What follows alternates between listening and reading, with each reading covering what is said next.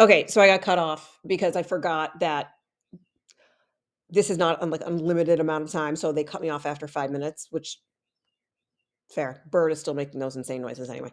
It's too cold for birds. What's happening? Okay, so here we get to this excuse me, this thesis statement page, right?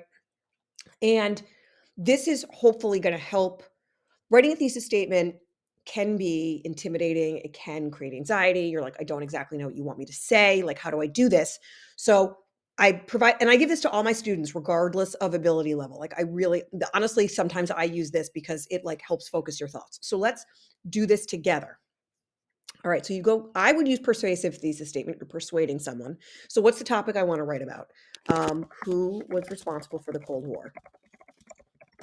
Okay. And it doesn't have to look good. Okay, we'll talk about that. My main opinion is that I'll say that US and the USSR were both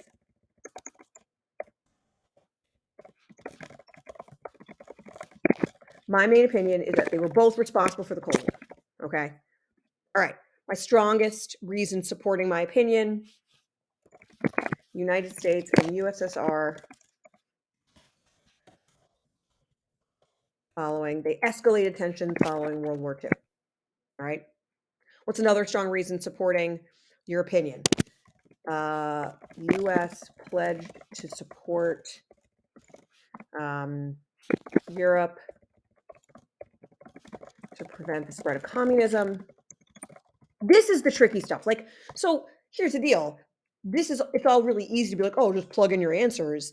But like, you need to have answers, A, to the question, and B, the wording of this can be tricky. And it's okay if it's not perfect. My hope is that by the time we get to the end of third quarter, when you're going to write like a real essay, that's when we'll really get into making your thesis sound like amazing. Like, we're still in the process of figuring out, like, yes, you need to have an argument to respond to a question, has to have parts, needs to have a counter argument. And by the end of your sophomore year, that you know that you need these parts.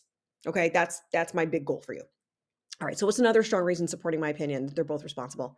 The Soviet Union,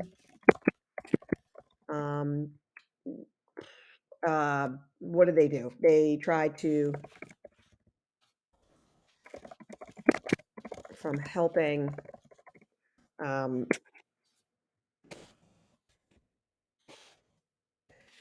Europe. That's not great though. So this is what we're talking about. Like, we're just figuring it out. The USSR tried to stop the US from preventing spread of communism. How'd that?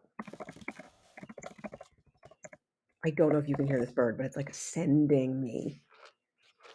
What is happening? Oh my god.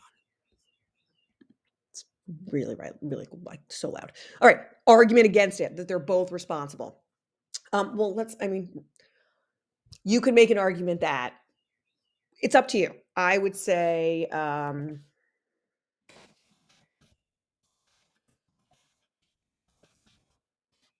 to